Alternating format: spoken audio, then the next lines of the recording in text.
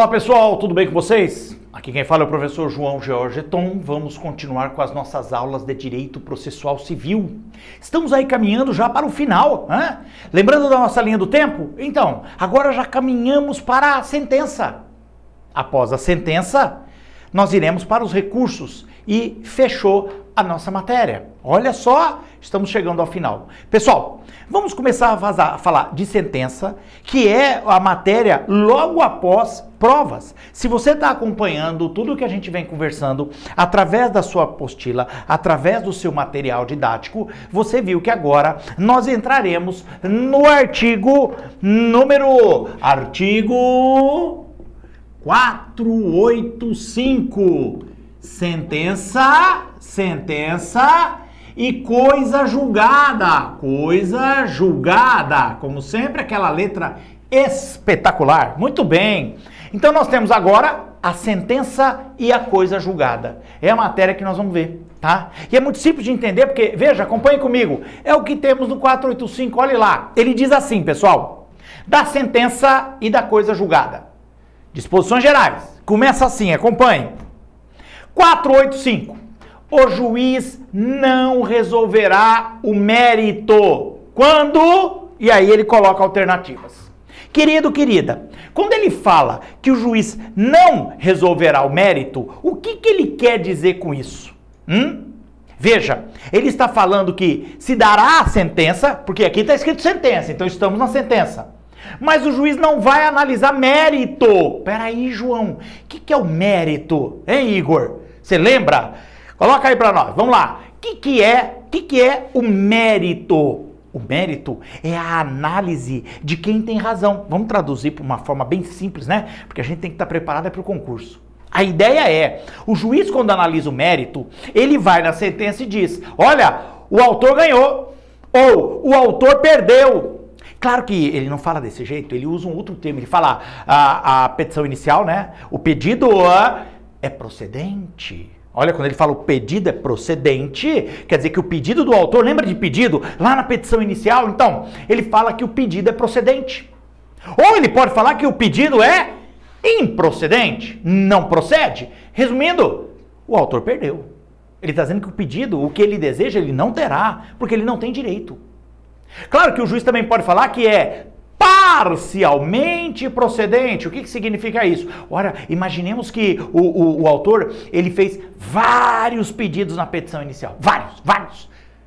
Só que o juiz entendeu que alguns pedidos ele tem direito. Outros ele não tem. Ou então, o autor ele pediu um valor. Eu quero 100 mil reais do Igor, porque isso para ele é dinheiro de pinga. Muito bem. O juiz fala, olha, o pedido é parcialmente procedente. Como assim? Você tem direito, mas não a 100 mil. Vamos lhe dar apenas 55 mil. Então, veja, você ganhou a ação, mas não tudo o que você queria. Agora, quando ele dá uma sentença sem analisar o mérito, sim, veja, a sentença, só para lembrar das ações do juiz, né? A sentença é aquele ato pelo qual o juiz extingue o processo. Extingue o processo. Só que aqui ele não vai dizer quem ganhou. Verdade. Ele não diz quem ganhou. Muito bem. Veja bem, pessoal. E o artigo 485, ele fala justamente isto. Justamente isto. Viu, Igor? Ele coloca quem seria as situações, né, específicas em que ele vai decidir a sentença, sim, acabando com o processo, mas não vai dizer quem ganhou. Esse é o ponto. Muito bem. Você percebe ali, como eu coloquei no artigo 485, que você tem várias situações. Exatamente.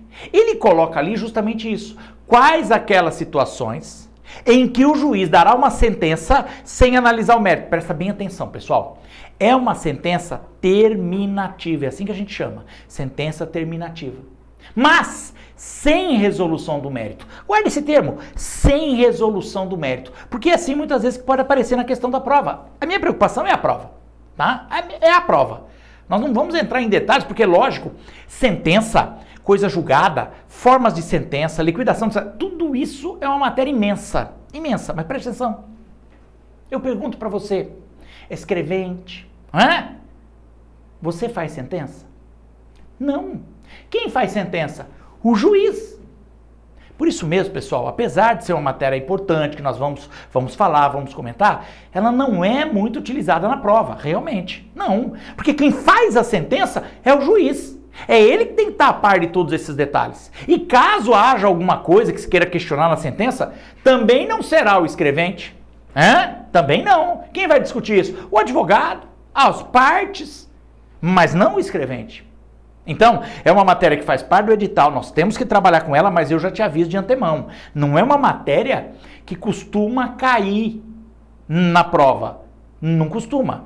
Raramente ele pergunta, e quando pergunta é algo básico ali, tá ok? Então a gente vai comentar, vai explicar como é que funciona toda essa sistemática, estes institutos, e depois, vamos lá, você vai ter que ler tudo que está ali, tudo bem? Mas você depois vai ler compreendendo o que você está lendo. E veja bem, hein, como eu falei, repito, é uma matéria extensa, sim, mas que quase não cai na prova. Olha, eu não me lembro a última vez que caiu na prova. Então, por isso mesmo, né, eu fico um pouco mais sossegado. Agora, recursos, que é a matéria que nós veremos mais para frente. Aquela sim, aquela cai. Toda a prova cai pelo menos uma questão sobre recursos. Um dos recursos é solicitado de você na prova. Isso é batata, tá? Agora, essa parte aqui já é mais sossegada. Por isso que eu nem vou aprofundar muito. Até porque tem muita coisa aqui que, como eu falei, é uma preocupação, é uma atribuição do juiz ou das partes, não do escrevente. Mas de qualquer forma, guarde o termo, sem resolução do mérito. O que é isso? O juiz dará a sentença, termina com o processo, mas não decide o mérito. Não resolve o mérito. Aqui resolver no sentido de analisar o mérito e dizer quem ganhou. Quando? Olha aí o 485, acompanhe comigo. Quando, por exemplo, indeferir a exordial. O que é exordial? O que é exordial? A petição inicial. Lembra do indeferimento da petição inicial?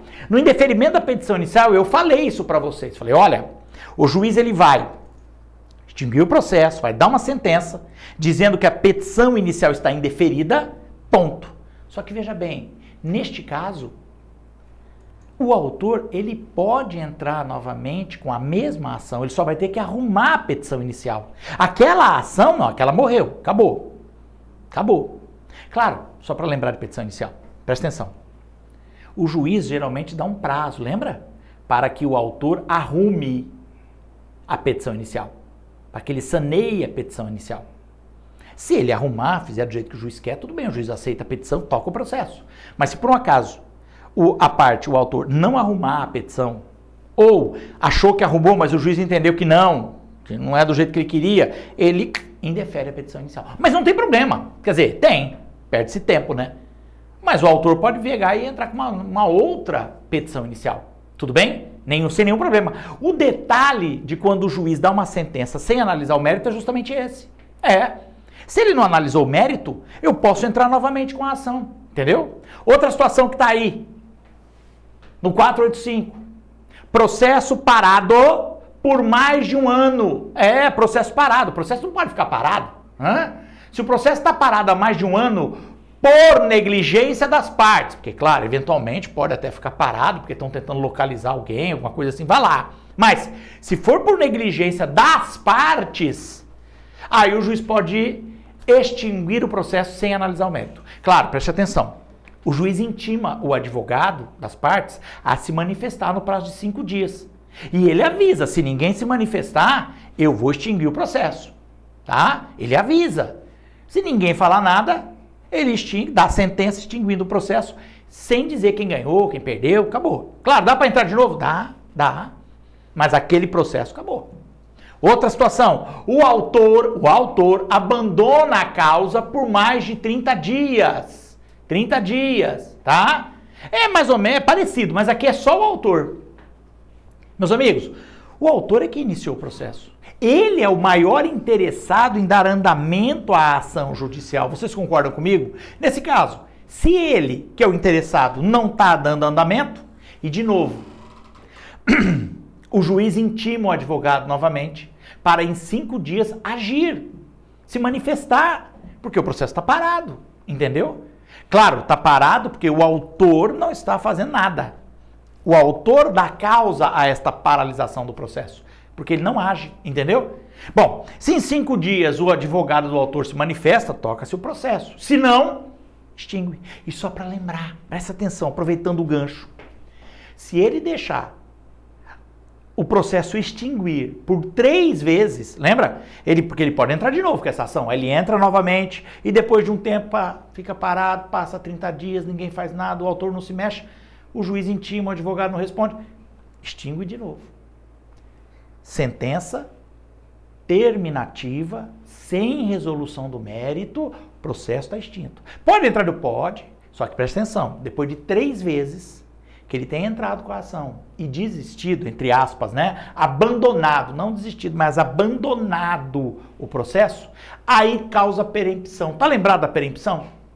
E ele não vai poder entrar com essa ação pela 4ª vez. Aí não, porque aqui não é a casa da mãe Joana, entendeu?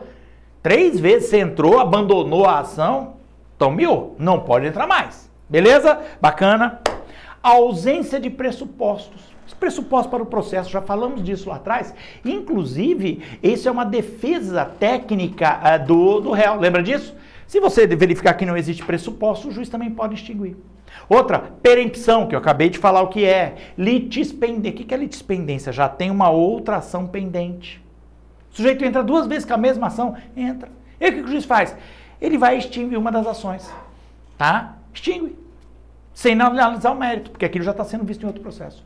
Coisa julgada, quando já tem coisa julgada, entendeu? Como assim? Aquele pedido que o autor está fazendo, já teve um processo que tramitou, o juiz já decidiu, já transitou, está tudo resolvido. Mas por que ele entrou de novo? Não pode. Então o juiz simplesmente extingue. Não vai dizer quem ganhou e perdeu, por quê? Porque aquilo já foi resolvido em outro processo. Vale a decisão anterior. Então, coisa julgada. A ausência de legitimidade ou de interesse processual. Novamente, um outro ponto que nós já vimos lá atrás, tá? Nós já vimos lá atrás quando falamos da defesa, da contestação, aquela defesa técnica. Convenção de arbitragem, novamente. É outra situação em que o juiz vai acabar com o processo. Por quê? Porque tem uma convenção de arbitragem. Então, vale o que o árbitro falou. Ponto. Ele não vai dizer quem ganhou e quem perdeu. Nada, ele só vai extinguir o processo. Tudo isso também está lá naquela defesa técnica, tá bom? Muito bem. Homologação da desistência da ação. O que é isso, pessoal? O que é homologar a desistência da ação? Pessoal, quando a parte desiste da ação, ele fala com o juiz. Ele pede isso para o juiz, estou desistindo da ação, quero desistir. Se o juiz concordar, ele então estará dando a sua homologação, estará homologando a desistência. Tudo bem? É possível pedir a desistência da ação até a sentença. Depois da sentença não. Tá? Depois da sentença não pode.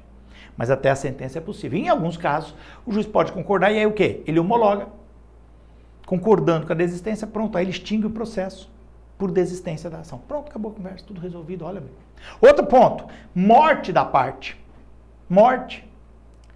Claro, naquelas situações em que a ação não seja transmissível aos herdeiros, né, aos sucessores, tudo bem?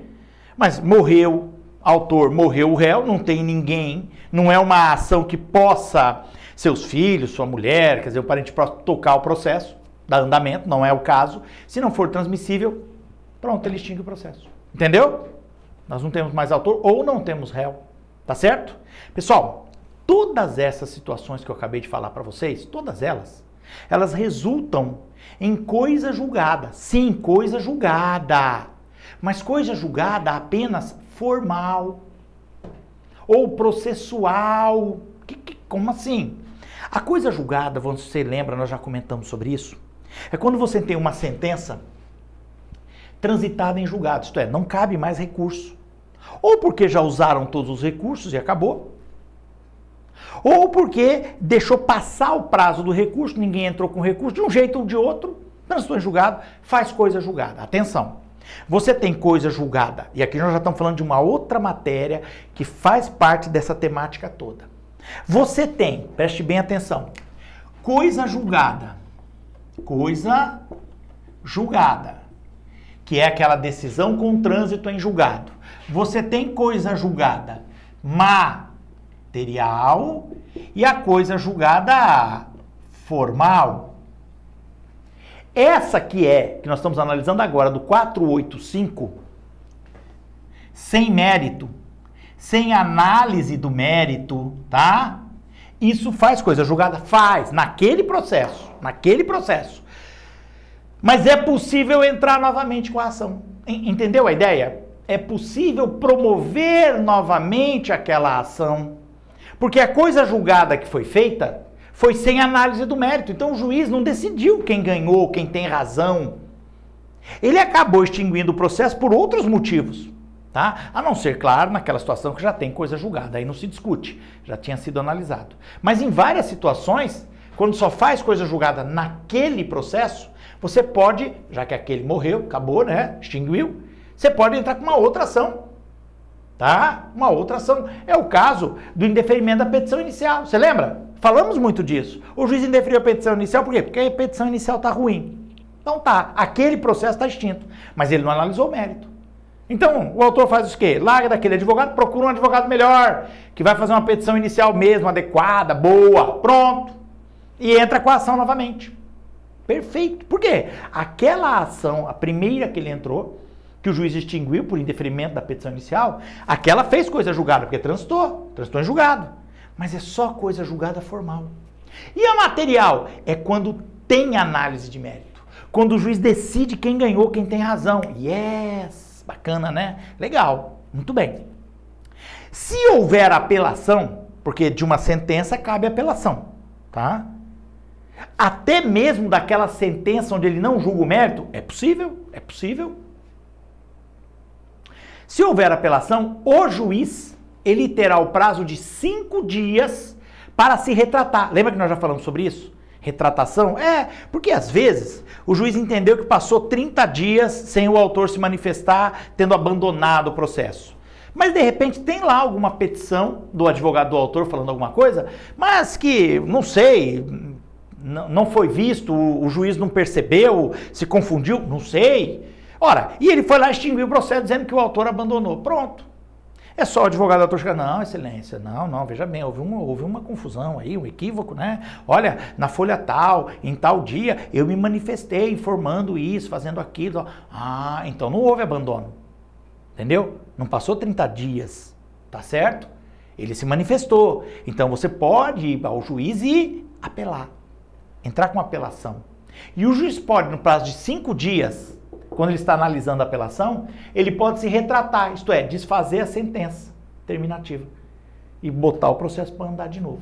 5 dias para ele se retratar, que é, cá entre nós, pessoal, o protocolo. Lembra? Quando nós vimos em outras situações, no caso, por exemplo, de indeferimento da petição, nós vimos também essas retratações. Então, elas aparecem em outros pontos do Código de Processo Civil. Não é uma novidade para você. Tá legal? Muito bem. Agora, vamos lá. Vamos para a chamada sentença definitiva. Definitiva?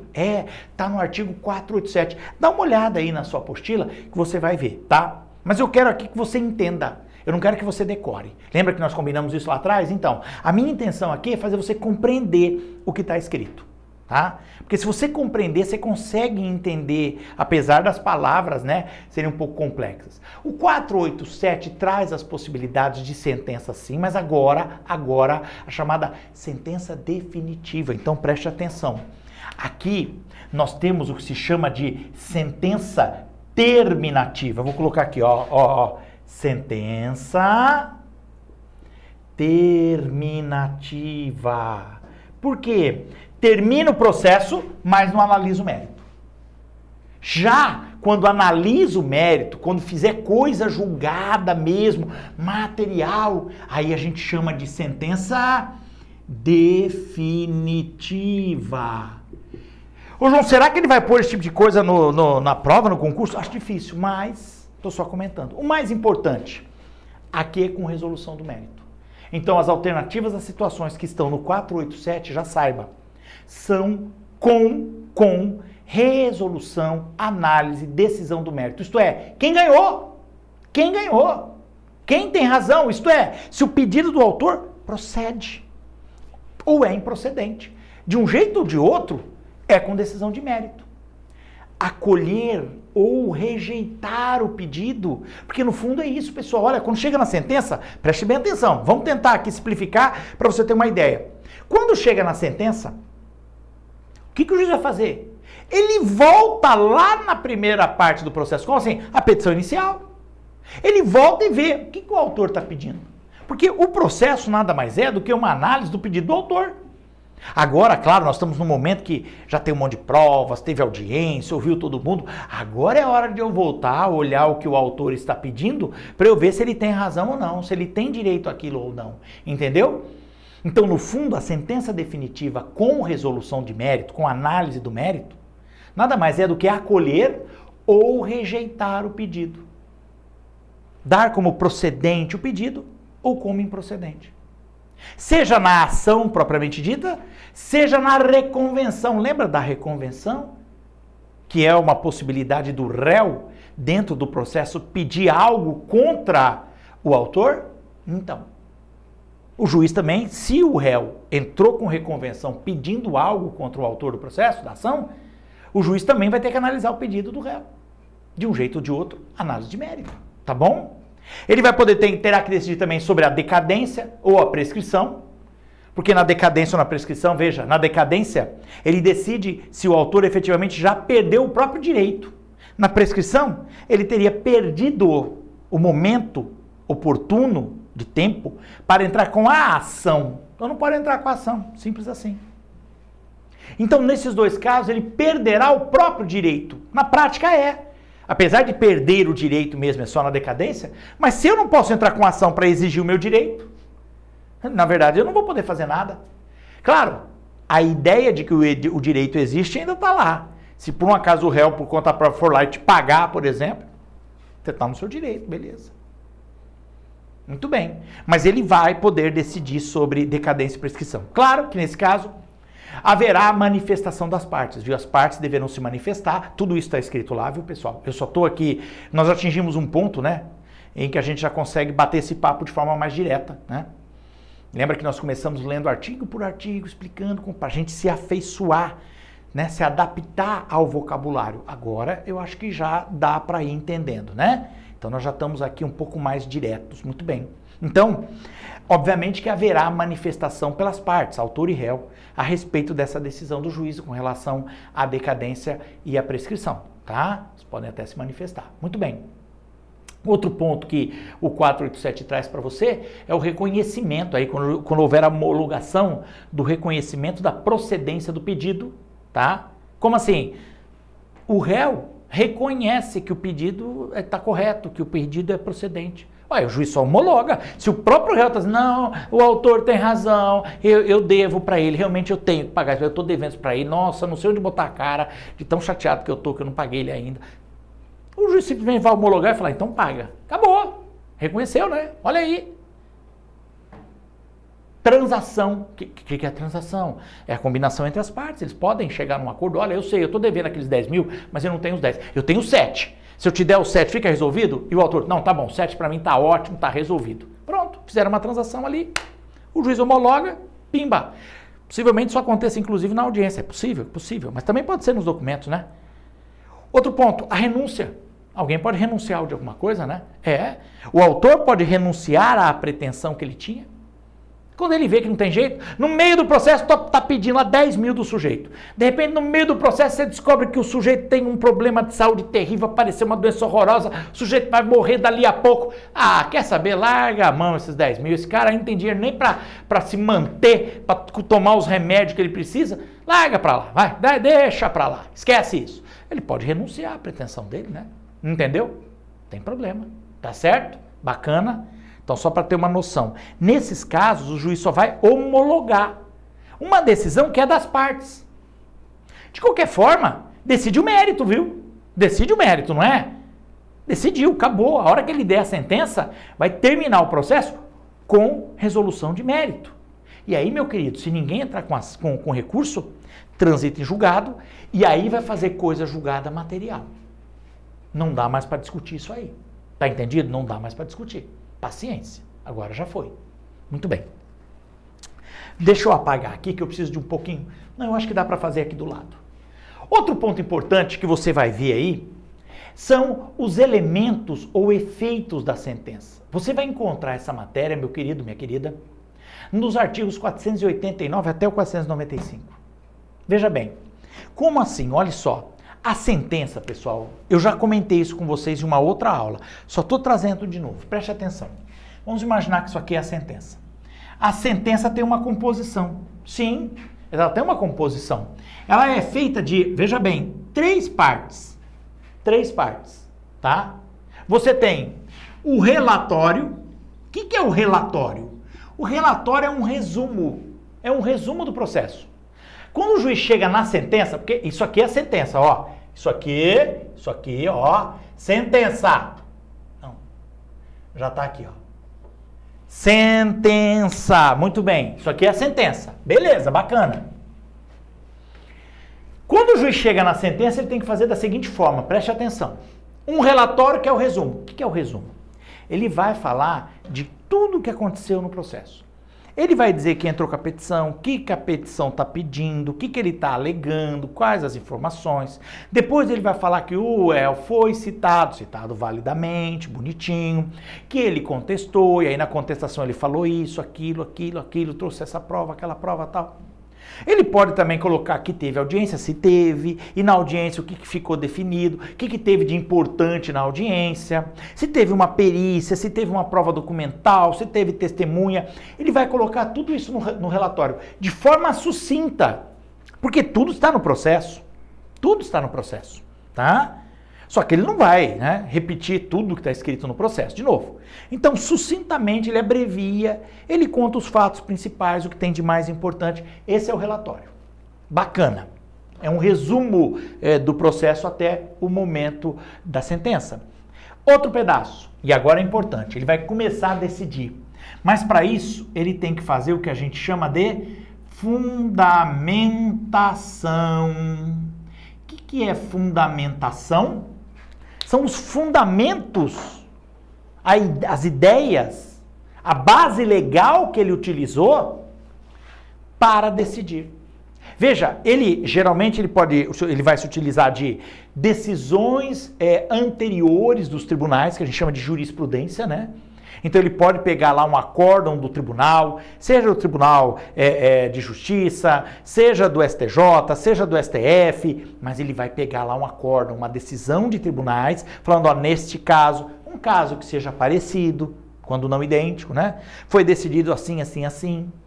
Ele vai colocar também alguma lei que ele entende que ampara a decisão dele. É claro que a lei pode ser a favor ou contra o pedido do autor, mas é a lei que ele está usando para amparar as ideias dele.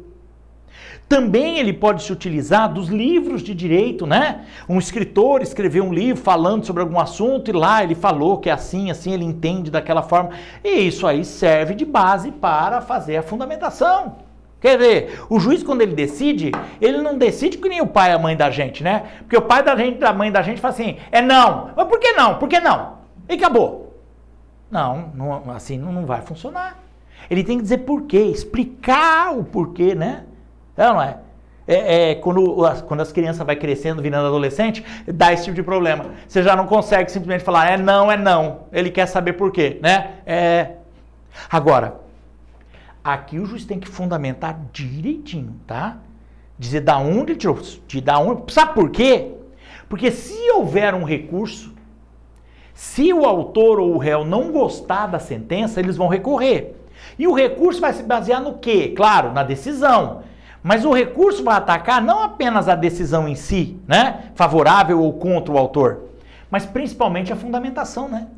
É aqui que ele vai procurar base para fazer o recurso. Fala, olha, aqui o juiz se equivocou, aquele acordo, aquela decisão daquele tribunal não é exatamente a mesma situação, aqui a situação já é outra, diferente e tal. E aí ele vai, entendeu a ideia? E aí você vem para qual? A última parte, que é o dispositivo. Ó, dispositivo. Muito bem. Pessoal, o dispositivo o que é? O dispositivo é a decisão propriamente dita. É quando o juiz fala, decido, e aí ele fala lá, o autor entendo o pedido procedente, entendo pelo pedido ser improcedente, ou parcialmente procedente, isso é o dispositivo. Nós já falamos dele. Você já viu sobre isso. Lembra quando eu falei de processos que correm em sigilo? Um terceiro que tiver interesse jurídico deverá solicitar ao juiz cópia do dispositivo da sentença. Ele não vai conseguir o restante da sentença, só do dispositivo. Por quê? Porque corre em segredo de justiça. Estão lembrados desse pedaço? Estão lembrados? É um ponto muito importante, viu? Que eu falei para vocês que é bem bacana. Olha aí, ó, dispositivo de novo. Eu já havia colocado essa telinha para vocês, mas rapidamente, en passant. Agora com um pouquinho mais de calma para a gente entender o porquê de cada um. Tá legal? Bacana? Muito bem. Atenção. Se faltar qualquer um desses elementos, a sentença é nula. Nula. Porque falta elemento fundamental à sentença. Você percebeu que o juiz, então, na sentença tem um corpo, tem uma forma dele fazer, né? Tá certo? E geralmente, quando que se pode encontrar essas, vamos dizer assim, essas nulidades na sentença? Bom, quando faltar um desses elementos, sim, mas tem outras situações também que cabe nulidade, viu? Por exemplo, a chamada citra petita, né? Citra petita é a situação em que o juiz julgou menos, o juiz julgou, vamos dizer, menor do que o que foi pedido. Eu vou colocar aqui do lado, tá? Vou colocar aqui do lado, ó. Nulidades. Nulidades. Então é nulo. Primeiro, se faltar um dos elementos. Outro, nas sentenças citra petita. Nossa, por que citra petita? Latim. É o latinório que a gente sabe, né? Citra é menos, aquém, né? Por exemplo, o pedido da petição inicial, o autor, ele entrou com um pedido de dano moral, dano material, lucro cessante, entendeu? Quando o juiz, então, se abstém de julgar, por exemplo, o dano moral. Olha, o juiz, na sentença, ele falou do dano material, deu lá um valor, ele falou do lucro cessante, deu o valor, mas não falou do pedido de dano moral. Não falou nada, não deu. Então, a sentença foi aquém. Foi menor do que o que foi pedido. O juiz ali esqueceu de falar de um ponto. Entendeu? Neste caso, o que eu faço? O que eu faço? Eu posso entrar aí com embargos de declaração. Embargos de declaração. Caso contrário, poderá ser realizada uma nova petição inicial, né? Tá bom? Veja, pessoal, geralmente o juiz pode até esquecer. E lembra que nós falamos de pedido cumulativo? Às vezes tem um monte de pedidos. O juiz vai trabalhando um por um, preparando a sentença bonitinho. Só que às vezes ele... esse aqui eu vou ver depois, que esse aqui e tal. E ele continua, e depois esquece de ver. Pode acontecer. Por isso você entra com embargos de declaração. Você fala, seu juiz, por favor, peço que o senhor declare. Por que o senhor não falou sobre aquele meu pedido assim, assim?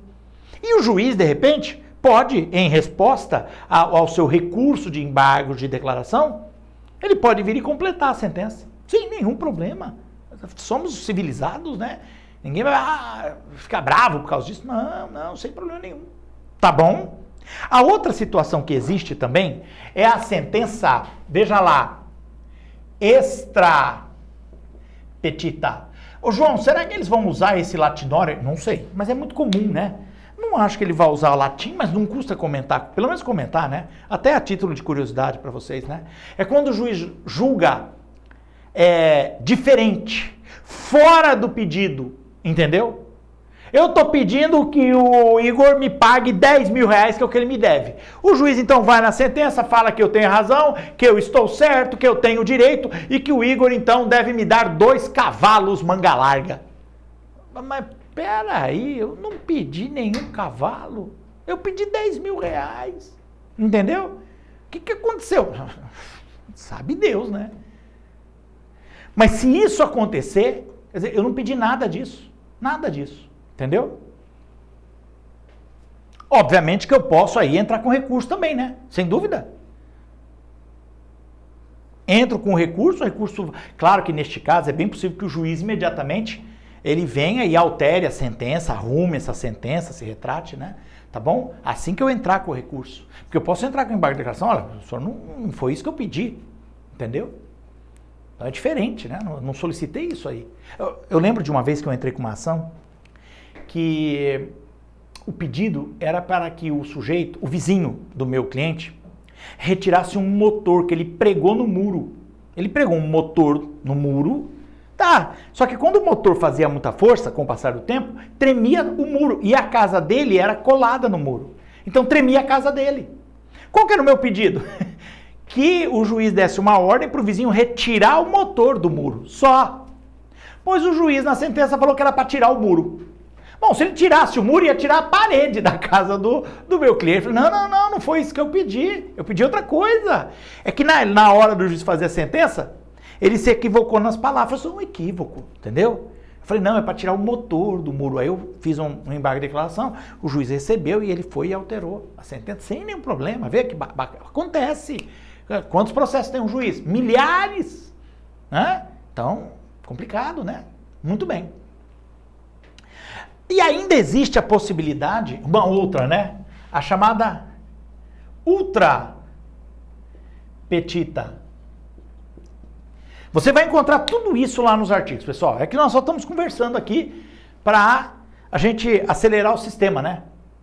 Na ultra petita, o juiz julgou mais do que foi pedido. Mais, tá?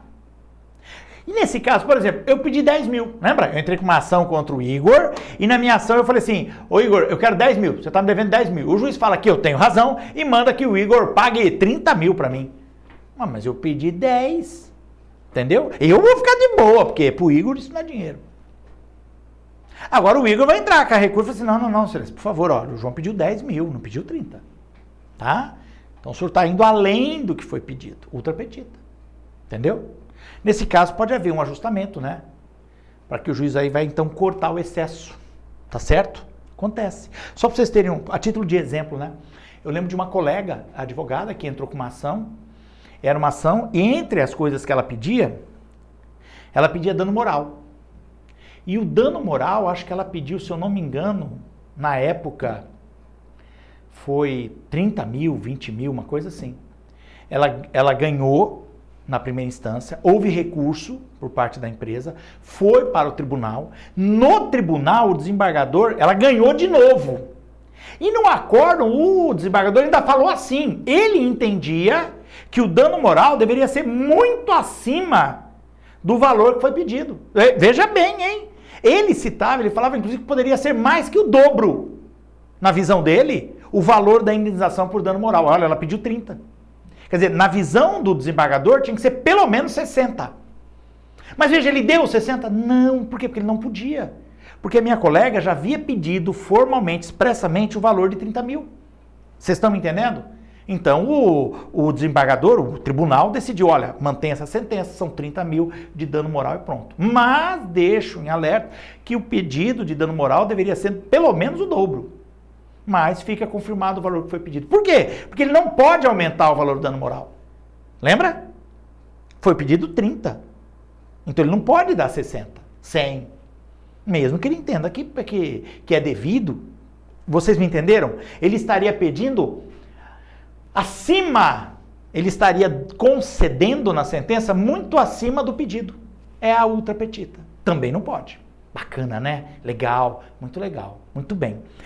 Claro, esse nosso bate-papo, lembre-se, tudo que eu estou falando aqui, você vai encontrar, sim, lá nos artigos, tá? Não com essa nomenclatura, até porque citra petita, extra, ultra petita, isso é o termo em latim. Vai estar escrito com outras palavras, mas exatamente o que eu disse. Só que veja bem, eu só estou colocando aqui porque nunca se sabe, né, pessoal? Regra geral, preste atenção, na sua prova, prova para escrevente, para oficial de justiça, todo esse tipo de concursos, ele não costuma se utilizar desses jargões, entendeu? Nem de abstrações. Mas é possível é, entendeu? Numa prova federal, numa estadual é muito raro. Numa prova federal, aí já a possibilidade é maior, então você tem que ficar atento. Vai prestar prova federal? Cuidado, eles costumam apertar um pouco mais, exigir um pouco mais de conhecimento, até porque a remuneração é bem maior, então por isso, tudo bem? Mas pelo sim, pelo não, a gente faz um comentário só para você estar a par, tudo bem? Vou falar de um outro ponto, de uma outra situação aqui, muito importante, preste atenção, eu vou apagar aqui, tá? Vou apagar, vamos lá. Vamos apagar porque eu vou precisar de um pouquinho de espaço aqui, tá? Se você não copiou, quis copiar, não tem problema. Volta o vídeo, dá mais uma olhadinha ali de novo, para, né? O bom de aulas assim é essa facilidade de você congelar o professor, né? Você para ali onde você quis, onde você olhou, onde foi interessante para você, e então você aí escreve. Então fica fácil, né? Muito bem, vamos lá.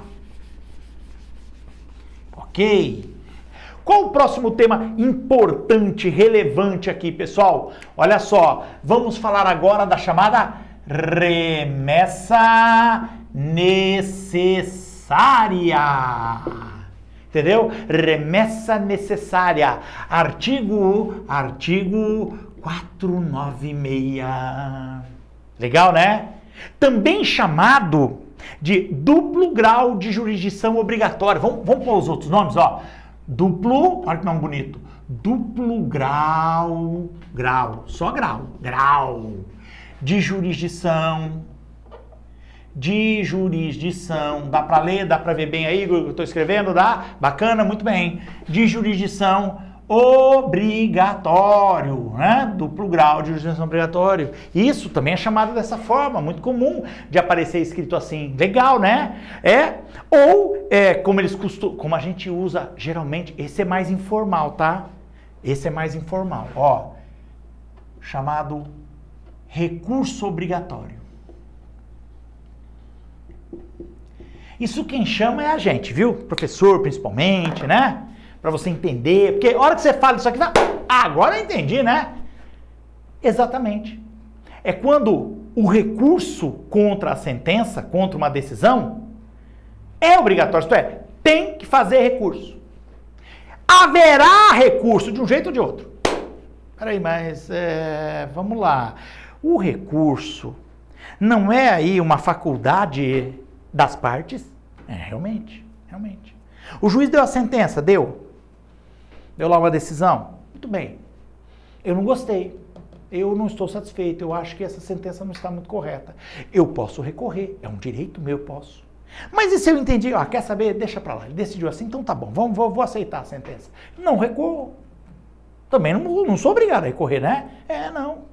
Mas existem situações muito específicas, sim, em que o recurso é obrigatório. Por que a gente fala recurso obrigatório? Mas a doutrina não gosta desse nome. Nem os juízes também não gostam não, viu? Eles gostam de falar de remessa necessária. Duplo grau de jurisdição obrigatório. Aí sim, aí bacana. Porque recurso obrigatório, fica uma coisa meio que, né? Haverá recurso, viu? De um jeito ou de outro. Atenção! Mesmo que o autor ou o réu não recorra, preste atenção. Se é remessa necessária, se é recurso obrigatório, o próprio juiz, quando dá a sentença, ele informa as partes, lembra? Ele avisa as partes que ele deu a sentença. As partes devem recorrer dentro de um determinado prazo. Se elas não recorrerem, o próprio juiz tem que pegar a sentença dele e enviar para o tribunal analisar novamente a sentença dele. Olha que coisa! O juiz. Vamos lá. Isso está no 496 do novo Código de Processo Civil, né? Está tudo previsto ali, tá? Isso não inibe nem afasta a possibilidade, o desejo de a parte efetivamente vir e recorrer. Se ele recorrer, tá tudo bem, viu? Não tem problema nenhum. A ideia é essa. Mas se ele não recorrer, aí não tem jeito. O próprio juiz, se for o caso, deverá realizar, entre aspas, né, o recurso. Claro, ele não vai recorrer como se fosse a parte, mas ele vai ter que enviar o processo dele. Quer ver? O 496 fala assim, acompanha aí no seu material, vê o 496. Ele diz assim, ó, na hora que ele vai falar, que está sujeito ao duplo grau de jurisdição, não produzindo efeito, senão depois de confirmada pelo tribunal a sentença. Quer dizer, só daí você já vê que a sentença não vai ter efeito, enquanto o tribunal não avaliar a sentença e, olha, confirmar ou rejeitar. Entendeu? Por isso. Mas em que situações se daria o recurso necessário, a remessa necessária, o duplo grau de jurisdição obrigatório? 496 diz, primeiro, proferida a sentença contra contra a União, os estados, o Distrito Federal, os municípios e suas respectivas autarquias e fundações públicas de direito público. Pessoal, vocês devem estar tendo o direito administrativo. Então, veja bem. Ele está falando da administração direta. O que é a administração direta? União, estados, Distrito Federal, municípios. Esses 4 entidades são a administração direta. E 2 entidades da administração indireta. Autarquias e fundações de direito público. E por que estas? Porque todas essas que eu falei são de direito público. Esse é o grande ponto, direito público. Atenção, se for empresa pública ou sociedade de economia mista, porque empresa pública e sociedade de economia mista, elas também fazem parte da administração indireta. Mas elas são de direito privado. Então elas não valem, tá? Se ele colocar também assim, a remessa necessária ocorre quando houver sentença contra a administração direta e indireta. Olha, contra a direta, tudo bem. Agora, contra a indireta está errado. Porque tem 2 entidades da indireta, que não fazem parte. A empresa pública e a sociedade economista são de direito privado. Então, contra elas não tem a necessidade do recurso obrigatório. Tá bom? Mas veja bem, proferida contra. Porque se na sentença a União ganhou, o Estado ganhou, o município ganhou a ação, a autarquia ganhou a ação. Bom, então não tem recurso obrigatório. Não tem remessa necessária. A não ser que quem perdeu queira recorrer. Mas se ele não recorrer, o juiz não vai mandar. Por que isso, João? Porque aqui, pessoal, você tem que lembrar que esses entes, eles representam não a pessoa do presidente, do governador, do prefeito, não, da população. Lembra? Os bens, os recursos, todos desses entes pertencem à população, à sociedade. Por isso que obrigatoriamente deverá haver recurso, tá? Além de que essas entidades, sejamos honestos, geralmente não dispõem de pessoas suficientes para poder cuidar de todos. É processo para chuchu contra a União, contra o Estado, entendeu? E às vezes ele não tem, entre aspas, advogados públicos, né? Seja advogado da União, seja procurador do Estado, seja procurador do município, suficiente para dar conta de tudo. Então, eventualmente, pode haver algum... Então, para evitar que se perca prazos de recurso, criaram a ideia, tá? Então, beleza. 2, inciso 2 que está aí, também. Quando a sentença julgar procedente, se é procedente é porque o pedido do autor procedeu, é procedente. Julgar procedente, no todo ou em parte, os embargos à execução fiscal. Pessoal, execução fiscal. Se é execução fiscal, quem que está entrando com a execução? O fisco. Quem que é o fisco? O Estado, o governo, a administração pública, entendeu? O sujeito está devendo tributos, está devendo impostos, e aí o Estado entra com execução fiscal. Tá bom. A pessoa se defende, e quando ele se defende, o juiz julga procedente. Qual que é a defesa contra uma execução fiscal? Embargos à execução fiscal. O embargo, que está escrito aí no inciso 2 do 496, embargo é o nome que a gente dá para contestação. É o nome que dá para contestação. Só que numa execução chama embargos, em vez de chamar contestação. Só isso. Mas é o réu. Entendeu? Então, o réu, que está devendo dinheiro, deve tributos, impostos para o Estado, ele entra com uma defesa, embargos à execução fiscal. E o juiz entende que os embargos são procedentes. Pronto, se o embargo procede, quer dizer que o Estado perdeu. Então, novamente, é uma sentença contra a administração. Percebeu? O 2 é o 1, só que com outras palavras. O 1 seria numa ação normal e o 2 é numa ação de execução. Só a diferença é essa. E o réu está ganhando. Entendeu? Porque o juiz julgou procedente os embargos, a defesa, a contestação da execução. Entendeu? Então, o devedor está ganhando, ganhou. Então, de novo, tem que ter remessa necessária.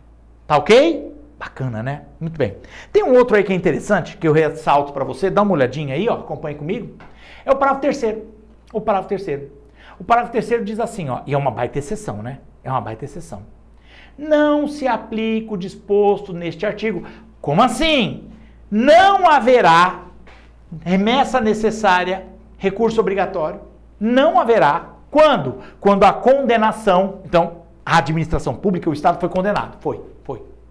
Ou o proveito econômico obtido na causa, de um jeito ou de outro, o réu ganhou. O cidadão ganhou contra o Estado.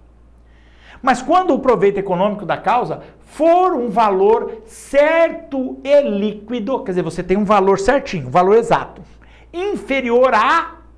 E aí, pessoal, aí você tem valores específicos. Por exemplo, se a União perdeu, ela perdeu. Mas qual foi o valor da sentença no final contra a União? Se for até 1.000 salários mínimos, entendeu? Contra a União ou contra uma autarquia federal ou contra uma fundação pública federal, 1.000 salários mínimos, não haverá recurso obrigatório, tá? Não haverá. 1.000, hein? 1.000. Não, mas 1.000 salário mínimo é dinheiro pra caramba. Pra mim, pra você, pra nós que somos pobres. Agora, pra União, não é. Não é. Outro ponto. 500 salários mínimos quando essa decisão for contra estados, Distrito Federal e as autarquias e fundações de direito público dos estados. E municípios que sejam a capital do estado. Então vamos lá, pega lá, por exemplo, São Paulo. O estado de São Paulo, qual é a capital? A cidade de São Paulo. Contra a cidade de São Paulo, até 500 salários mínimos, se você ganhar contra o município, não haverá recurso obrigatório. Entendeu? Não haverá recurso obrigatório. Se você está com uma ação em Belo Horizonte, né? Capital de Minas Gerais, Belo Horizonte. Então você entra com a ação e ganhou de Belo Horizonte, você ganhou até 500 salários mínimos. Não haverá recurso obrigatório. Tá entendido?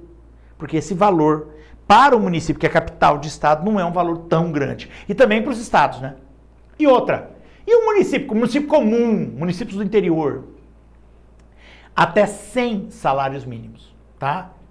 Para todos os municípios e autarquias municipais e fundações de direito público municipal. Aí você fala assim, mas por que no caso, neste caso, não haveria? Então, ó, o tio vai colocar aqui para vocês, ó. Deixa eu ver se eu consigo colocar aqui numa letra mais legal. Até 1.000 salários mínimos, isso aqui é SMS, União.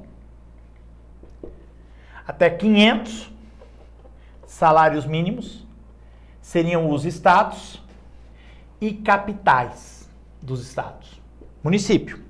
E até 100 salários mínimos para os demais municípios. Ok? Não cabe recurso obrigatório. Olha lá. Mas por quê?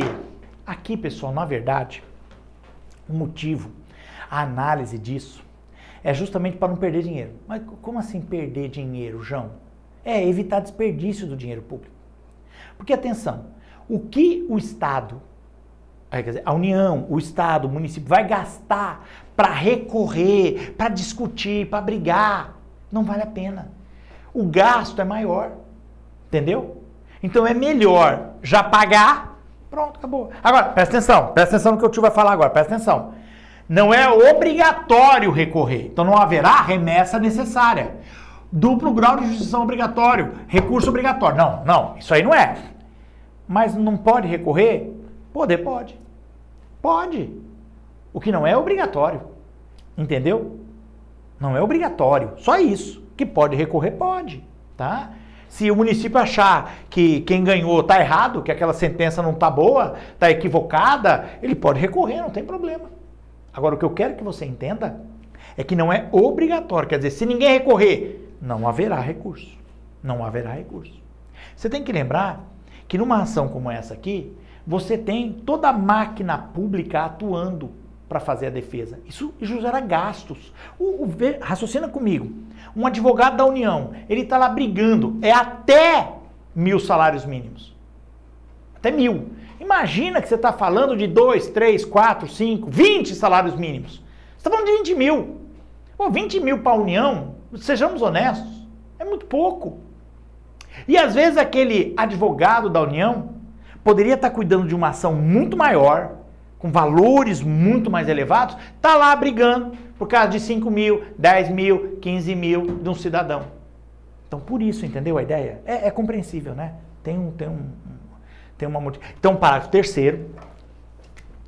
Este parágrafo aqui, ó, terceiro, tá? É uma situação de exceção ao recurso obrigatório. Tá legal? Bacana, né? Muito bem. Aí vem o parágrafo quarto. Você deve estar vendo aí. Muito bem. Ele fala assim, também não se aplica o disposto nesse artigo quando a sentença estiver fundada em... Como assim? Aqui já é diferente. Aqui não é pelo valor, mas é pela fundamentação. Lembra da fundamentação? Sim. Quando o juiz decide contra a União, contra o Estado, contra o Distrito Federal, contra o município, mas ele dá essa decisão contrária à administração pública baseado em uma súmula do Tribunal Superior. De Tribunal Superior, tá? Súmula de Tribunal Superior. Quais são os tribunais superiores? O STJ, Superior Tribunal de Justiça, TSE, Tribunal Superior Eleitoral, o TST, Tribunal Superior do Trabalho, STM, Superior Tribunal Militar. Quer dizer, sempre que você vê no nome do tribunal escrito superior, é isso, Tribunal Superior. E estão todos em Brasília. Estão todos em Brasília. Acima deles, só o STF. Se é uma súmula, você sabe, súmula é quando aquele tribunal tem uma série de sentenças, de acórdãos, de decisões sobre um determinado assunto, sobre uma determinada matéria, sempre as decisões são no mesmo sentido. Ora, se naquele caso eu sempre decido igual, eu crio uma súmula. Falo, ó, nesse caso é assim, viu? Por quê? Porque aí todos os juízes lá de primeira instância, em vez de entrar e o processo vai subindo, não, já coloca a súmula e acabou. É assim que o tribunal entende. É uma súmula, tá? Muito bem. Ou ainda quando a sentença se basear num acórdão, numa decisão proferida pelo Supremo Tribunal Federal ou pelo Superior Tribunal de Justiça em julgamento de recursos repetitivos. Então não é qualquer situação, tá? Então você está falando de uma situação em que várias e várias vezes chegou recurso naqueles dois tribunais, STF, STJ, e eles sempre definem de uma mesma maneira. Ainda não é uma súmula. Possivelmente vai se tornar uma súmula, viu? Mas ainda não é. Mas você já tem vários julgamentos, né? Recursos aí repetitivos, sempre sobre o mesmo tema, a mesma espécie. Então, o juiz aqui, na instância inferior, decide com base nesse acórdão de recursos repetitivos. Pronto, então não precisa recurso obrigatório. Também, quando for no inciso terceiro aí, entendimento firmado em um incidente de resolução de demandas repetitivas. Ó, demanda repetitiva, está falando a mesma coisa, uma ação repetitiva. E de assunção de competência, quando se decide a competência de determinado juízo, que pode ser um juiz de primeira instância, pode ser tribunal. A diferença do 2 para o 3, no 2 é recurso repetitivo. Então, aquela situação chegou ao tribunal, ao STJ ou ao STF, como um recurso. Já no 3, é uma ação que pode ter começado no próprio STJ ou no STF. Entendeu? E que eles já analisaram várias vezes. Pronto, está a mesma situação. E quanto à assunção de competência, é quando ele... O que é uma competência? Pode ter briga de competência. Às vezes, dois tribunais de justiça, tá? 2 TRFs, entendem que eles são competentes para julgar uma ação. E agora, quem decide? Quem decide é o tribunal de cima, né? No caso, o STJ ou o STF. Quem é que efetivamente tem competência. E dali por diante, quando acontecer um outro caso como esse, você já tem aquele entendimento. Tá certo? Muito bem. E por último, também não haverá recurso obrigatório no caso de decisão com entendimento coincidente, com orientação vinculante, firmada no âmbito administrativo do próprio ente público, que é consolidado em uma manifestação, um parecer ou uma súmula administrativa. Aqui nós estamos falando de uma outra coisa, né? É quando a própria administração pública já tem aí uma ideia firmada sobre aquela situação, entendeu? Já tem. Então, neste caso, não haveria necessidade, tá bom? O juiz, quando decidiu, ele se baseou justamente nisso, numa orientação da própria administração pública, certo? Então, neste caso, não é obrigatório o recurso. Claro, de novo, pode entrar com recurso? Eu entendo que neste caso nem pode, tá entendido? Nem pode. A não ser, obviamente, aí caso concreto, tá? Aqui eu já estou viajando um pouco. Quando você conseguir provar que, na verdade, aquela situação, aquela decisão do juiz, ou o caso concreto, não tem a ver com aquela súmula, não tem a ver com aqueles recursos repetitivos, porque é muito difícil, né, pessoal? Mas se você puder afirmar isso, aí pode ser. Do contrário, não cabe nem recurso mesmo. Tá legal? Tá bacana? Tá de boa? Muito bem, muito bom. Fácil, não é difícil. Essa matéria, remessa necessária ou recurso obrigatório, fique atento, viu, pessoal? Eu já vi cair. Veja, eu comentei com vocês que dentro da matéria de sentenças, né, dali para frente, a gente não vê muito aparecer em provas. Não vê, realmente. Mas esse detalhe aqui, esse pedaço é interessante, tá? Até porque você tem situações bem específicas, né? Bem específicas, tudo bem? Tanto no próprio artigo 496, como nas exceções do parágrafo 3º e do parágrafo 4º, tá certo? Então fique atento, tenha um certo carinho, eu aconselharia a fazer um pequeno resumo, né? Tá? Ou pegar aquela linha do tempo, quando você chegar em sentença, dê um jeito de em sentença você colocar ali o recurso obrigatório, o recurso ou remessa necessária, né? Ou recurso necessário, alguns chamam, os nomes variam um pouquinho. Creio que ele vai usar um desses dois primeiros nomes. Como eu disse, eles não gostam muito do termo recurso obrigatório, tá certo? Muito bem, bacana, legal, boa. Ainda acompanhando aí o seu material e obviamente, né, o nosso Código de Processo Civil, ele é que pauta aqui a nossa matéria, né, dentro do edital. Pessoal, você tem aí um pedaço, o artigo 491. Eu passei por ele, mas agora vamos comentá-lo um pouquinho, tá? O 491, ele fala de sentenças nas ações, nas causas, com obrigação de pagar. Você tem que pagar alguma coisa. Eu vou só comentar de novo, eu repito, não vejo cair isso aí, mas só a título de comentário, para não passar em branco, tá? A hora que você for ler. A quantia numa sentença, quando você tem uma obrigação de pagar alguma coisa em dinheiro, a quantia deverá ser certa e líquida, ou líquida e certa, né? Conforme fala o 491. Se ela for ilíquida, o que seria ilíquida? Você não tem o valor preciso. Você não tem o valor. Isso pode acontecer? Pode acontecer, tá?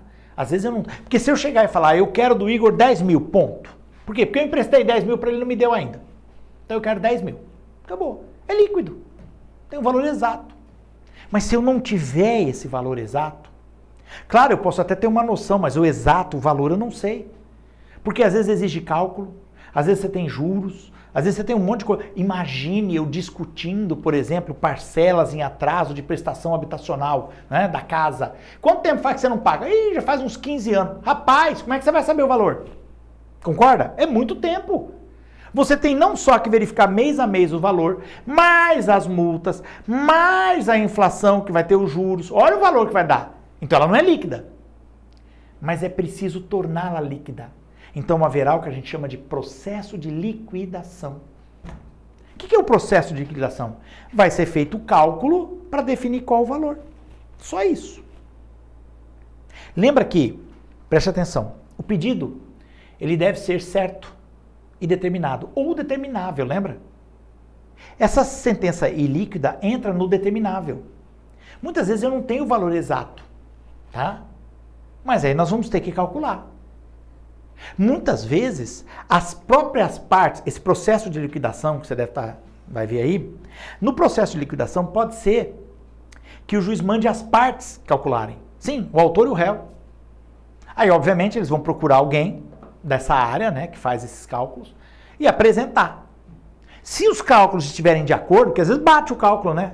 Dá uma diferença aí de R$10. Então tá bom, tá idêntico. O juiz determina lá um valor e manda. Pronto, tá líquido. Agora, se um entrar com valor e o outro com um valor completamente diferente, porque pode acontecer também, né? Aí não tem jeito, o juiz vai ter que pedir uma, entre aspas, uma perícia, né? Na verdade não é época de prova, né? Não é mais prova. Mas ele vai indicar um perito da confiança do juízo e esse perito vai fazer o cálculo agora. E aí o juiz possivelmente vai se pautar pelo cálculo do perito.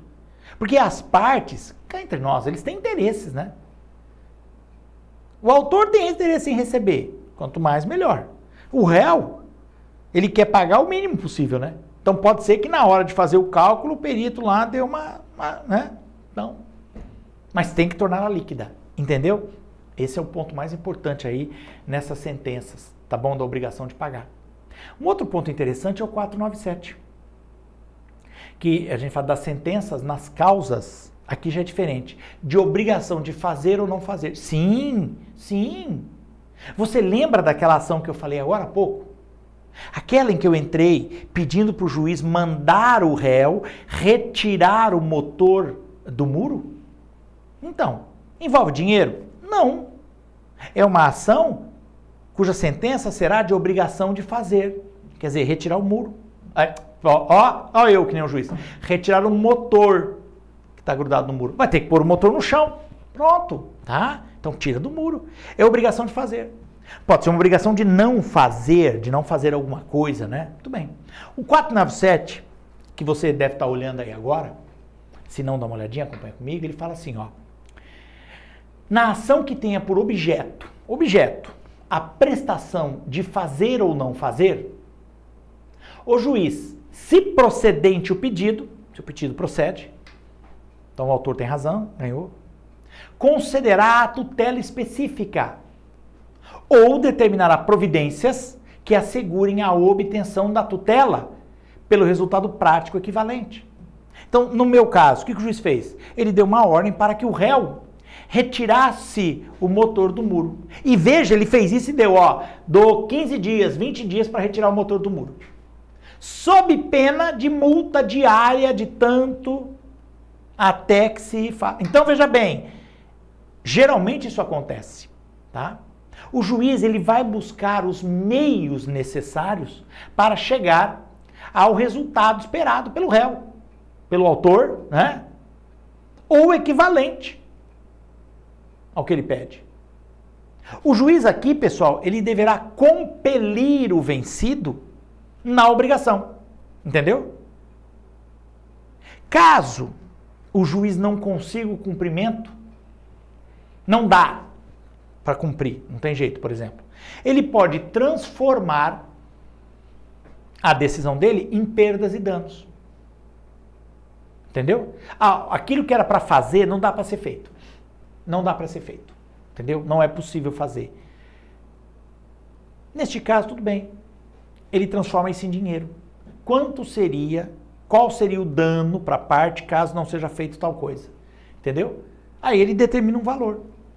E o que seria uma sentença de obrigação de fazer ou de não fazer, agora se torna uma obrigação de pagar, como eu falei anteriormente. Ele define, torna a sentença líquida e aí a parte vai ter que pagar, entendeu?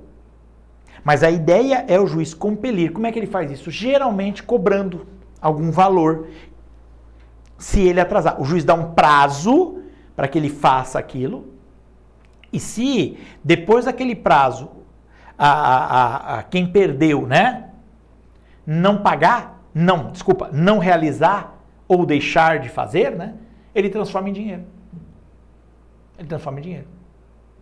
Olha o parágrafo único desse artigo. Para a concessão da tutela específica, quer dizer, fazer ou não fazer, destinada a inibir a prática é deixar de fazer. A reiteração ou a continuação de um ilícito, se for ilícito, pode não ser ilícito. Um motor na parede não é um ilícito, pelo menos a princípio, né? Ou a sua remoção é irrelevante à demonstração da ocorrência de dano ou da existência de culpa ou dolo. Bom, se é um ilícito, tá? E aí não adianta, não tem jeito. É o que vai contra a lei, então acabou. Não tem que demonstrar, não tem que levar em consideração se houve dano, não tem que levar em consideração se tem culpa, dolo. Não, nós estamos na área civil, não na penal. É ilícito e acabou. Entendeu? Não há o que discutir. Tudo bem? Veja, Geralmente o que o juiz faz para conseguir que seja realizado? Ele coloca multa. Uma vez eu entrei com uma ação, a companhia de telefone retirou o número de telefone do sujeito. O sujeito tinha um número, há 30 anos ele tinha aquele telefone, aquele número de telefone, o número dele. De um dia para o outro, o número dele sumiu. Sumiu. Deram outro número de telefone para ele. Do nada. Do nada. Deram outro número de telefone. E o dele sumiu. Houve um equívoco, claro. A companhia telefônica deve ter mandado instalar um telefone na casa de alguém e não sei por quê, pegaram o número dele e botaram naquele novo telefone. O cara perdeu o número dele. A companhia deu um outro número para ele. Mas ele falou, não, mas eu não quero outro número. Eu quero aquele meu número antigo. Faz 30, 40 anos que eu tenho aquele número. Todo mundo me sabe esse meu número? Não, eu quero aquele. E a companhia falou, não é possível. Não é possível. Aí, resultado, entrou com ação na justiça. Óbvio. E adivinha? Ganhou, é claro, sem dúvida.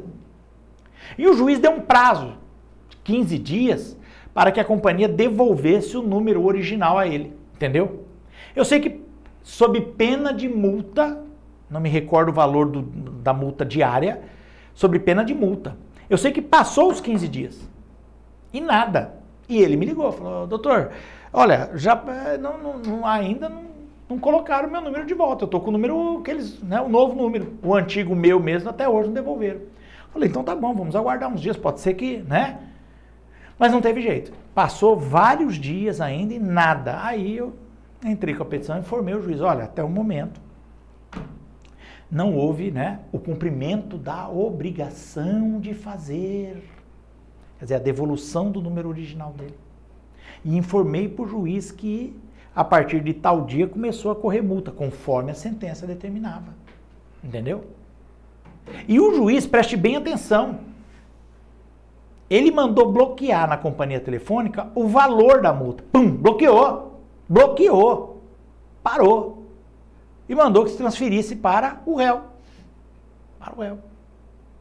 A multa. Porque era o que tinha decidido na sentença. Se não pagar, haverá cobrança de multa diária que reverterá para o autor. Entendeu? Então, ele cobrou a multa, bloqueou a conta da companhia, retirou o dinheiro e mandou passar para o autor. Tá? E aí, a companhia foi e devolveu o número para o sujeito. Foi lá e devolveu. Pronto. Entendeu? Foi a forma que o juiz entendeu para compelir o réu a realizar a obrigação de fazer. Tá bom? Muito bem. Também tem o artigo 498. Você deve estar olhando aí, ó.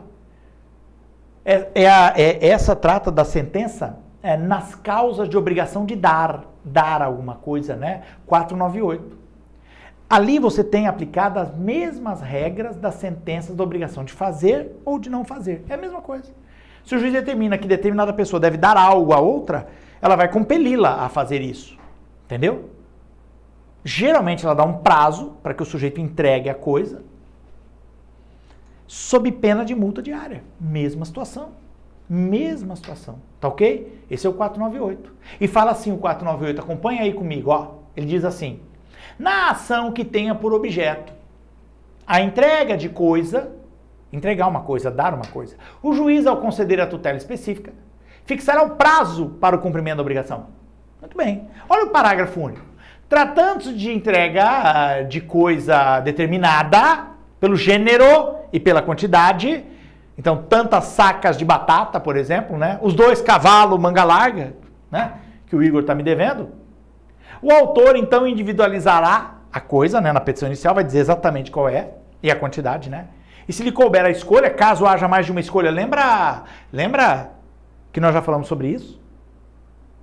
De repente você tem pedidos alternativos, lembra disso? Sucessivos? Então, olha aí, agora voltamos para isso, né?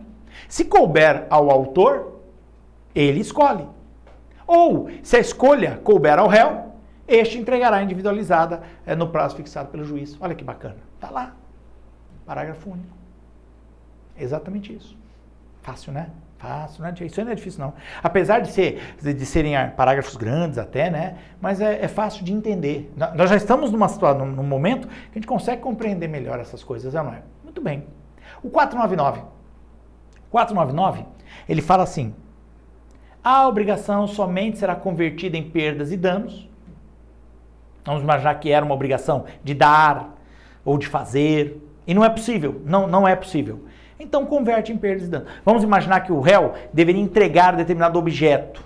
Devolver, dar para a pessoa determinada coisa. Mas o objeto se deteriorou, se estragou, perdeu. Aí o juiz transforma em valor. Perdas e danos. É isso. Tá? Converte-se em perdas e danos. Se o autor requerer, se o autor pedir. Se era só aquilo, não, se não for aquilo eu não quero, deixa quieto, então esquece. Não, pode transformar em perdas e danos, é só pedir. Ou se impossível a tutela específica, ou a obtenção da tutela pelo resultado prático equivalente. Então transforma em perdas e danos. Valor, é o que dá para fazer. Resolve? Talvez não, mas é o que temos. Não é? Muito bem. Pessoal, com relação a efeitos da sentença, que é outro tema que também aparece aí, né? Primeiramente, a composição do litígio, né? Esse é um efeito. Você compõe o litígio, você resolve o litígio, né? A prestação da tutela jurisdicional, porque vem o juiz e dá a sentença. O juiz, ele não faz a sentença para ele. Não. A sentença, depois de pronta, é dada às partes. Entendeu? Eu entrego para, não é do juiz, eu entrego para as partes. Tanto que se as partes não estiverem satisfeitas com a decisão, eles podem recorrer, devolvendo o processo para o judiciário. Percebeu? Olha a ideia. Então, há uma prestação de tutela jurisdicional, a gente chama, tá? Que é quando o juiz então dá a sentença. E resolve essa lide, esse litígio. Tá certo? Então, efeitos aí da sentença. Um deles, pessoal, você vai ver escrito aí, é a chamada hipoteca judiciária. É uma das formas que se utiliza aí para efetivar a sentença, tá? Quando envolver coisa, né? Valor às vezes. O que é hipoteca? Você sabe o que é hipoteca, né? A hipoteca, ela é uma forma de garantia de uma dívida, não é? A gente não usa muito no Brasil. A gente vê muito em filme americano, né? Hipoteca, a fazenda está hipotecada. É, filme de Bang Bang, gosto muito de filme Bang Bang. Mas no Brasil existe isso, sim, só que não é muito usado, né? Mas tem a hipoteca judiciária. A hipoteca judiciária, que está no artigo 495, ele é uma espécie de penhora. Ou, digamos assim, melhor, de uma pré-penhora, né? Que ocorreria até antes de uma penhora, dentro do processo. Logo após a sentença ter sido proferida, né? O credor, ele pode antecipar um ato executivo. Entendeu? Antes da execução propriamente dita da sentença. Na hora de saiu a sentença, vamos dizer que ele tem um valor, né? Ou envolve um imóvel, ou tem um valor, tá certo? Ele ainda vai ter que talvez tornar líquida a sentença, ou ele vai ter que executar a sentença, isso pode demorar um pouco. O que ele pode fazer? Ele pode realizar a chamada hipoteca judiciária. Entendeu? É um mecanismo muito poderoso, justamente para inibir a ocorrência de fraudes por parte do devedor. Como assim fraude? Olha, pessoal, o sujeito está devendo, é um valor alto, ele perdeu a ação, ele sabe que ele vai ter que pagar, o que ele pode fazer? Vender as coisas dele. Olha, vender os bens dele pode não ser ruim. O sujeito está devendo 500 mil, vai ter que pagar, porque o juiz já decidiu que ele deve, que ele vai pagar. Só que ainda tem que entrar a execução. O que ele faz? Ele vende lá um sítio, ele vende um rancho, ele vende um apartamento. Para quê? Para pegar o dinheiro e pagar o cara. Aí, beleza. De boa. Olha, ele está honrando com o compromisso. Só que você sabe que algumas pessoas são do mal, né? Ele não quer pagar. Então, o que ele faz? Ele pega o patrimônio dele e vende para alguém. Às vezes uma venda fictícia, né? Então eu pego lá um apartamento meu, na praia, e qualquer coisa eu estou vendendo ele pro Igor. Vendi pro Igor. Só que na verdade eu não vendi, eu só passei pro nome do Igor. Entendeu? Eu faço uma doação. Eu posso estar tentando fugir de cumprir. Então o que eu faço? Ganhei ação. Ele me deve? Eu entro com hipoteca judiciária. Eu pego a sentença, vou no cartório de imóvel, e lá eu peço para que algum bem dele seja registrado como hipoteca judiciária. Pronto, aquele bem fica como garantia. Na hora que eu for executar a sentença, eu já sei que tem um imóvel dele lá que está... Se ele não me pagar, eu tenho o imóvel. E, consequentemente, ele não pode vender o imóvel, porque está hipotecado. Vocês estão entendendo? Ou pelo menos quem é que vai comprar um imóvel hipotecado? Está escrito na escritura lá que tem hipoteca. Entendeu? Judiciária. A hipoteca judiciária, pessoal, só ocorrerá quando a dívida for líquida, tá? Tem que ser líquido, tem que ter o valor exato. É um direito, vai resultar num direito de preferência para o credor, entendeu?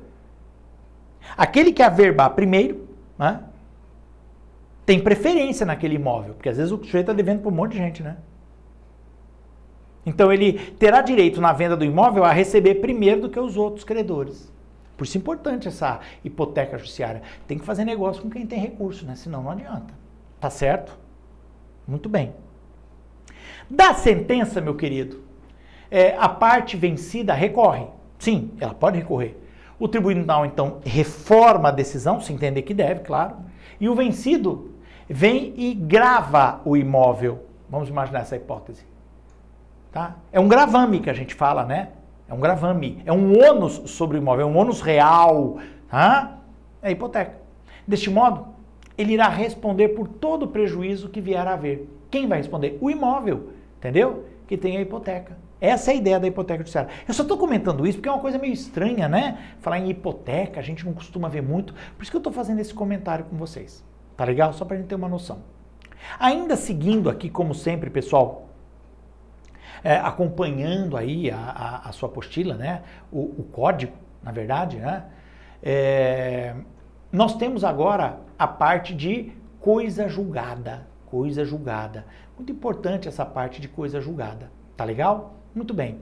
O que nós temos para coisa julgada, pessoal? Atenção, o artigo 502 começa a falar sobre isso. Eu já comentei um pouquinho, né? Sim, porque que matéria que nós estamos vendo agora? Sentença e coisa julgada. Nós falamos um monte sobre sentença. Várias informações que estão todas aí. Eu já comentei um pouquinho sobre coisa julgada. Material, formal, porque isso estava lá em cima. Mas o 502 continua tratando disso. Só para servir, você vai ver escrito aí, que eu acho que na hora que eu expliquei eu não falei do 502, ou pelo menos eu não citei o 502. Mas você já vai lembrar. O 502 diz assim que denomina-se coisa julgada material, a autoridade que torna imutável e indiscutível a decisão de mérito, que não mais é sujeita a recurso. Não tem recurso. A coisa julgada é a decisão irrecorrível, que não cabe mais recurso. Tá? Decisão judicial com exame de mérito, que a torna imutável, indiscutível em relação ao mérito. Tá? Ao mérito é indiscutível. Com relação à imutabilidade, significa que não houve recurso e não cabe mais recurso. Já a indiscutibilidade vem a ser por conta da autoridade, do poder que tem a decisão judicial. Não dá mais para discutir. E ponto. Acabou. Isso é a coisa julgada material. Porque nós falamos lá em cima de coisa julgada formal, tá lembrado? É quando o juiz extingue o processo sem analisar o mérito. Então é possível as partes entrarem novamente com a ação para analisar aquele caso, aquela situação. Aqui não. Aqui no 502, quando o juiz dá a sentença, acabou, hein? Ele decidiu o mérito. Ele decidiu quem tem razão. Agora o judiciário decidiu quem está certo. E daqui para frente, se não há mais, se passou o prazo do recurso, ou se entraram com todos os recursos possíveis e ainda assim ficou a decisão, pronto. Agora é coisa julgada material, tá?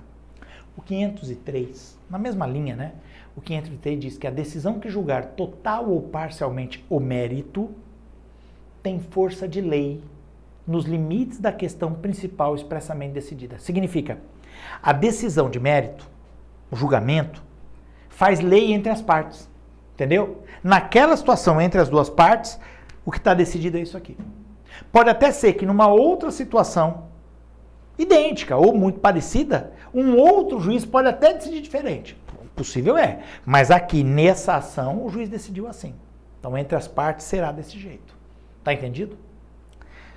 Ainda, o 505 é interessante, que ele fala, nenhum juiz decidirá novamente as questões já decididas relativas à mesma lide.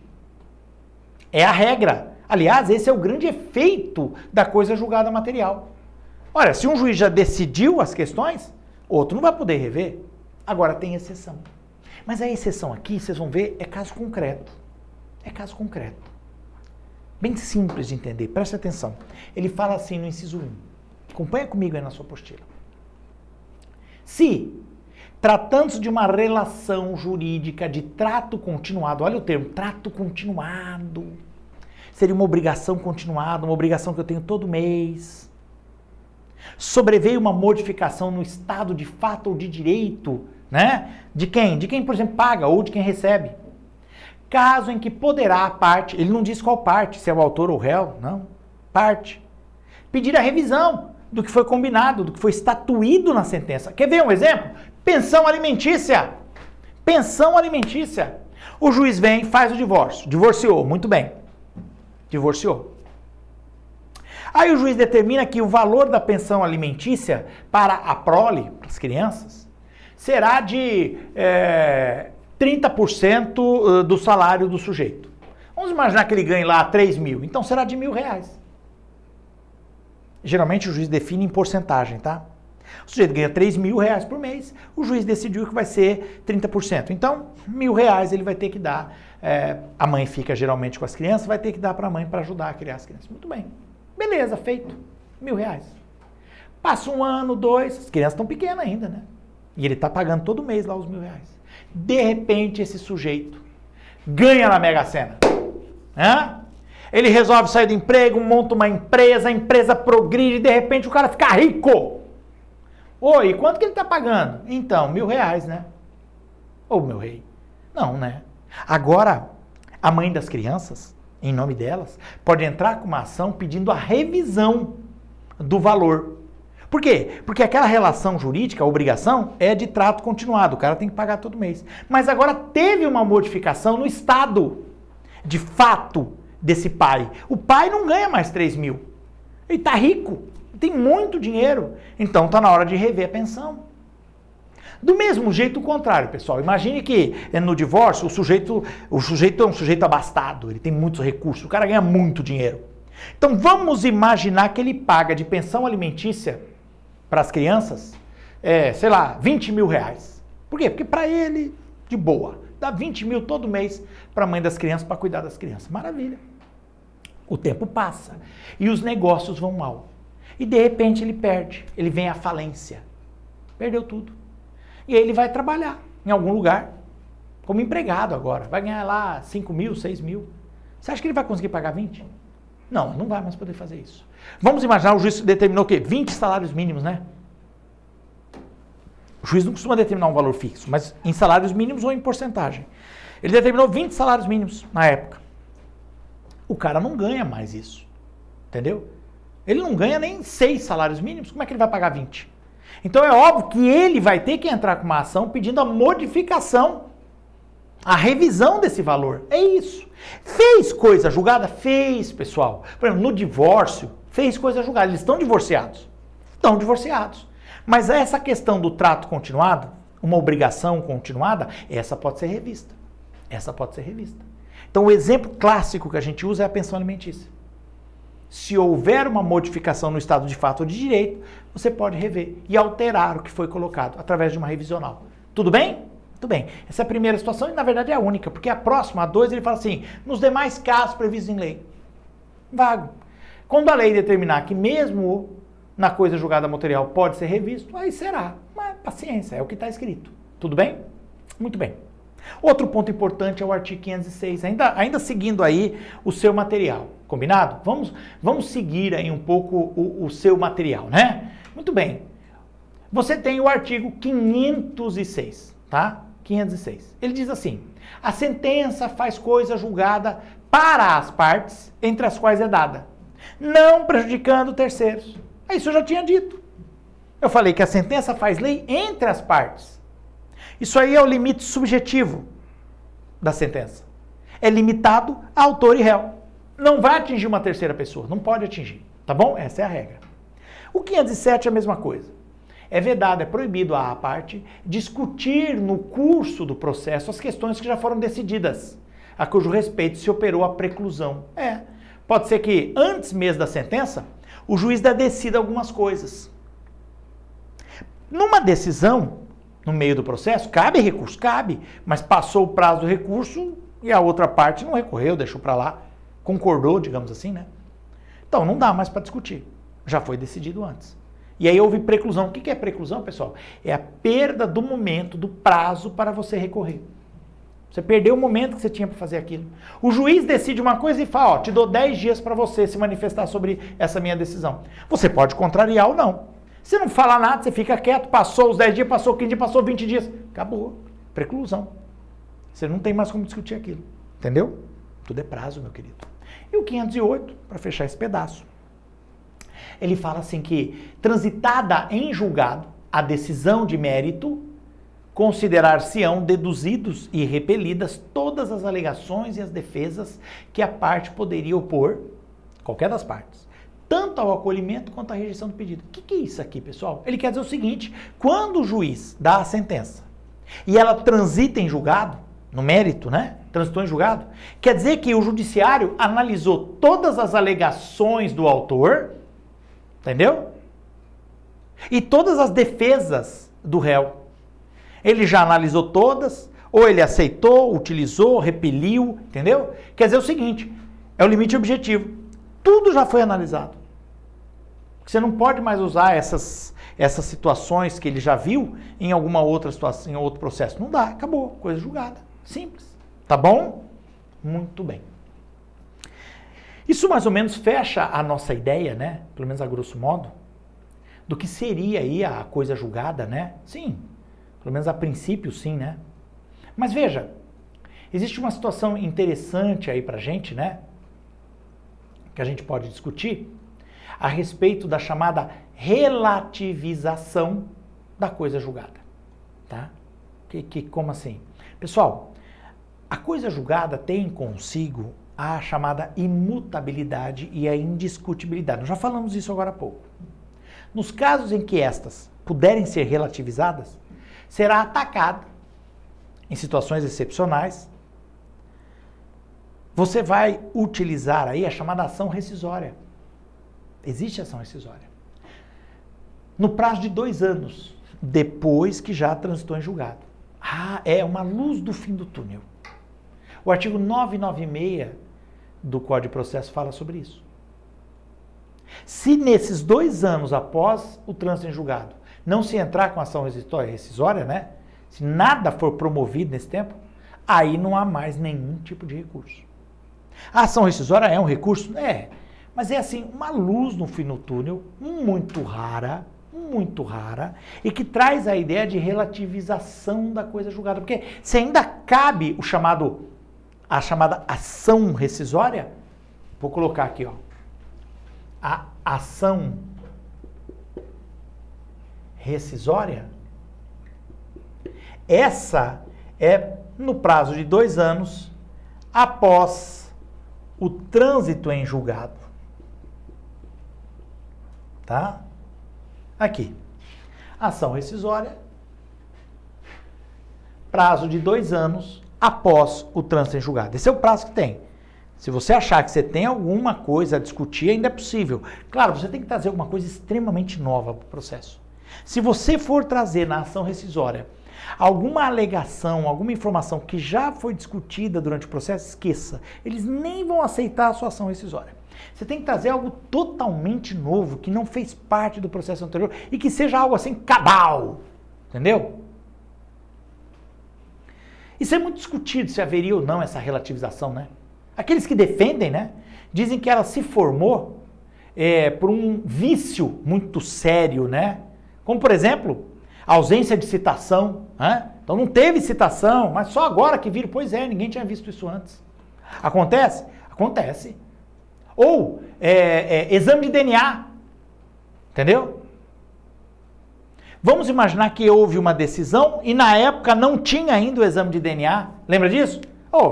Exame de DNA, bom, tudo bem, já faz tempo que tem aqui, eu já tô velho, eu ainda lembro quando não tinha exame de DNA. Quando não tinha exame de DNA, meu amigo, Como é que você fazia para descobrir, por exemplo, se o sujeito é o pai da criança? Exame de sangue não é suficiente, você sabe disso. Testemunha, prova, então, era uma dificuldade terrível. Muitas vezes não dava em nada. Era só o pretenso pai levar um outro sujeito e falar, eu também fiquei com essa moça aí. Talvez essa criança seja até minha. Eu fiquei com ela na mesma época. Pronto. E aí? Se não dá para decidir, não tem como ver quem é o pai. Aí veio o DNA, aí acabou. Aí, filho, com o DNA... Então, uma ação que foi decidida numa época que não havia ainda exame de DNA, e aí aparece esse novo exame. Bom, agora dá para discutir o mérito, né? Dá para discutir o mérito. Por quê? Porque agora tem um exame que realmente, efetivamente vai dar para saber, entendeu? A ação rescisória, pessoal, ela visa, ela busca desconstituir a coisa julgada e dar uma nova sentença. Porém, neste caso, só nas hipóteses do artigo 296 é que seria possível. E diante, como eu falei, de um vício grave, muito grave, é que vai caber a ação rescisória. Então, nós não temos aí, né, a ação rescisória com uma certa facilidade. Não. Então, muito cuidado, tá? Você vai poder atacar através da ação rescisória, né, a coisa julgada. De conteúdo processual, material, não tem problema. Tá bom? Então ele fala no 296 assim, ó, 296, que 296? No artigo 966, ele fala a decisão de mérito transitada em julgado. Então é mérito, hein? É mérito. Pode ser rescindida quando? Olha lá. Ofender a coisa julgada, violar manifestamente uma norma jurídica, uma lei. Tá? É o que diz. Seria onde a gente pode usar. Só estou colocando alguns, tá? O parágrafo 2º fala assim, ó. Nas hipóteses previstas nos incisos do caput, será rescindível a decisão transitada em julgado. Por isso ação rescisória, porque vai rescindir a coisa julgada. Que, embora não seja de mérito, aqui é quando não há mérito, tá? Não seja de mérito, mas impeça uma nova propositura da demanda, quer dizer, entrar com uma nova ação, ou a admissibilidade do recurso correspondente, em algumas situações. Tudo bem? A ação rescisória, para o terceiro, a ação rescisória pode ter objeto apenas um capítulo da decisão. Sim, pode ter por objeto só um pedaço da decisão. Não precisa atacar a decisão na íntegra. Vocês estão me entendendo? Não há necessidade de atacar a decisão na íntegra, só uma parte dela. Eu só estou fazendo esse comentário porque, veja, talvez até fosse interessante falar de ação rescisória em recursos, sabe? Mas a ação rescisória não é um recurso especificamente, é uma possibilidade geralmente remota, distante, tá certo? Muito distante. Mas fica aí os prazos, tá?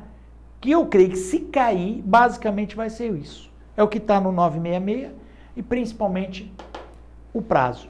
Tá certo? Bacana, de boa, sossegado, muito bem, muito bom então, pessoal. Bem, então nós vamos parar por aqui e na próxima aula nós vamos iniciar falando um pouquinho rapidamente, eu já comentei sobre isso, mas eu vou dar mais uma comentada depois, a respeito de liquidação de sentença. Como é que se dá essa liquidação de sentença e do cumprimento da sentença. Tá certo? Muito bem. A gente vai ver então na nossa próxima aula essa matéria. Tá certo? Forte abraço a todos e até a nossa próxima aula, pessoal. Tchau, tchau.